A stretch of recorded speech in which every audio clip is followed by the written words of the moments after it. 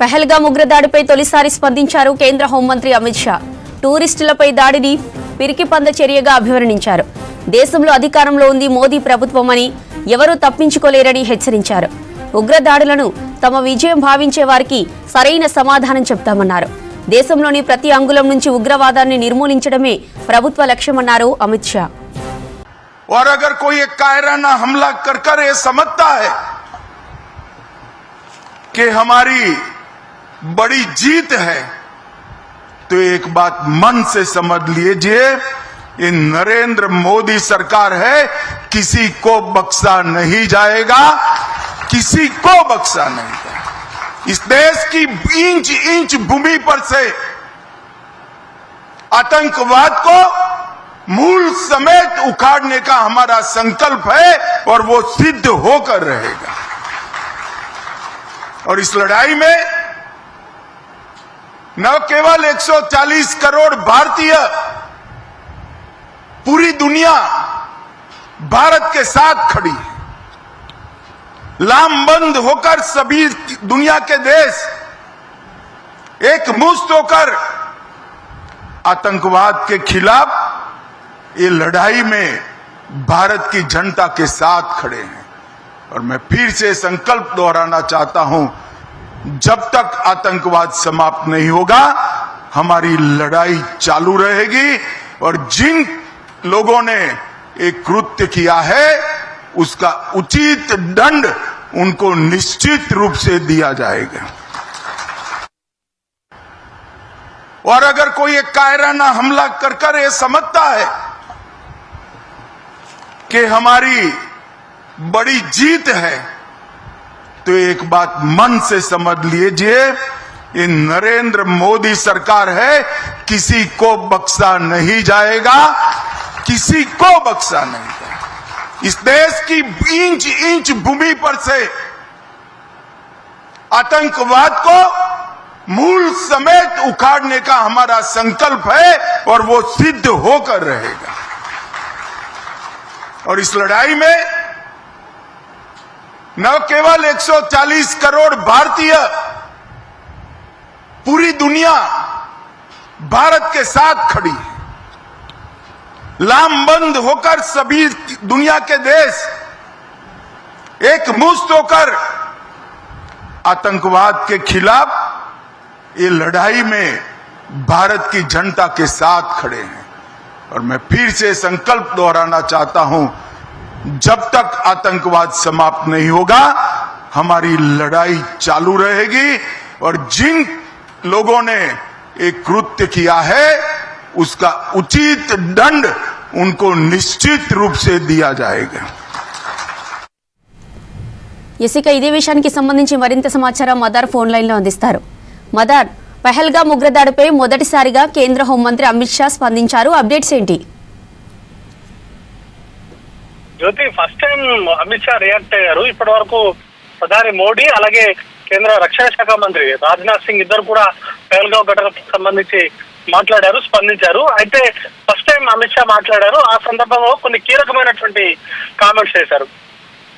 వామపక్ష తీవ్రవాదం ఉన్నటువంటి ప్రాంతాలు కావచ్చు, లేకపోతే ఈశాన్య రాష్ట్రాల్లో ఉన్నటువంటి హింస విషయంలో కావచ్చు, లేకపోతే జమ్మూ కాశ్మీర్ లో ఉన్నటువంటి ఉగ్రవాదాన్ని అణిచివేసేందుకు భారత ప్రభుత్వం కట్టుబడి ఉంది. దానికి సంబంధించినటువంటి అంశాలపైన చాలా సీరియస్ గా తాము వాటికి సంబంధించినటువంటి సమాధానం చెప్తాము. ఎవరైతే పహల్గామ్ లో టూరిస్టుల పైన దాడులు చేశారో అదొక పిరికిపంద చర్యగా ఆయన అభివర్ణించారు. అట్లాంటి పిరికిపంద చర్యను పాల్గొని దాన్ని గొప్ప విజయంగా ఎవరైతే భావిస్తున్నారో వారు ఖచ్చితంగా తెలుసుకోవాలి, ఇక్కడ ఉంది మోడీ ప్రభుత్వం, ఖచ్చితంగా వారికి తగు రీతిలో సరైనటువంటి సమయంలో వారికి తగు రీతిలో జవాబు అనేది కూడా చెప్తామంటూ కూడా ఆయన కామెంట్ చేశారు.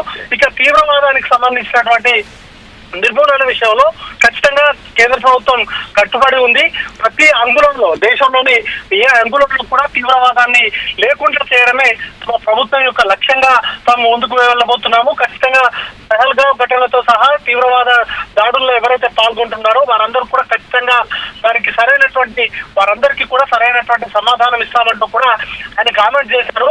అయితే ఇప్పుడు మొత్తంగా పాక్ అలాగే మన దేశానికి ఉన్నటువంటి ఉద్రిక్తల నేపథ్యంలో అమిత్ షా చేసినటువంటి కామెంట్స్ ప్రస్తుతం మారింది. 2 రోజుల క్రితం కేంద్ర ప్రధాని నరేంద్ర మోడీ పూర్తి స్థాయిలో సైన్యానికి ఫ్రీ హ్యాండ్ ఇస్తున్నామంటూ ఆయన కామెంట్ చేశారు. అంతకంటే ముందు రాజ్నాథ్ సింగ్ కూడా ఉగ్రవాద దాడికి సంబంధించి ఎవరైతే పాల్గొన్న వారే కాకుండా ఆ దాడిని చేపించిన వారు కూడా ఖచ్చితంగా శిక్ష అనుభవించి తీరాల్సిందే అనేటువంటి కామెంట్స్ కూడా చేశారు. ఇప్పుడు తాజాగా అమిత్ షా కూడా కేంద్ర హోంశాఖ మంత్రి అమిత్ షా కూడా తీవ్రవాదానికి సంబంధించి మొన్న జరిగినటువంటి దాడికి సంబంధించి ఆయన స్పందించారు. ఈ దాడిలో ఎవరైతే ఉన్నారో వారు ఖచ్చితంగా సరైనటువంటి సమాధానం వారు తీసుకుంటారు అనేటువంటి కామెంట్స్ కూడా ఆయన చేశారు. మొత్తంగా భారత ప్రభుత్వం అయితే చాలా సీరియస్ గా ఉంది ఘటనకు సంబంధించి. పహల్గాం ఘటన తర్వాత జమ్మూ కాశ్మీర్ లో యాంటీ టెర్రర్ ఆపరేషన్స్ పైన పూర్తి స్థాయిలో పటిష్ట నిఘా పెంచారు. దాంతో పాటు ఆ దాడిలో ఎవరెవరైతే పాల్గొన్నారు ఏంటి అనే దానిపైన కూడా ఇప్పటికే ఎన్ఐఏ బృందంతో కూడా స్పెషల్ గా ఇన్వెస్టిగేషన్ అనేది కూడా చేస్తున్నటువంటి తరుణంలో అమిత్ షా ఈ కామెంట్స్ చేయడం ఇప్పుడు ఆధ్యాత్మికంగా మారింది. అది కూడా ఉగ్రవాదానికి సంబంధించి ఉగ్రవాదులు ఎవరైతే దాడులకు పాల్గొన్నారో వారు ఖచ్చితంగా సమాధానం వారికి రిప్లై అనేది కూడా బేఫిటింగ్ రిప్లై అనేది కూడా వారు చూడబోతున్నారు అనేటువంటి కామెంట్స్ కూడా ఆయన చేశారు. మొత్తంగా ఢిల్లీలో ఒక బీజేపీకి సంబంధించినటువంటి ఒక కార్యక్రమంలో ఆయన పాల్గొన్నారు. ఆ కార్యక్రమంలోనే అమిత్ షా మొదటిసారి ఈ ఉగ్రవాదానికి సంబంధించినటువంటి అంశంపైన స్పందించారు. ఇటీవలే ఈ వామపక్ష తీవ్రవాదుల పైన కూడా ఇట్లా నిర్మూలనకు సంబంధించి కూడా భారత ప్రభుత్వం సీరియస్ యాక్షన్ గా తీసుకుంటుంది.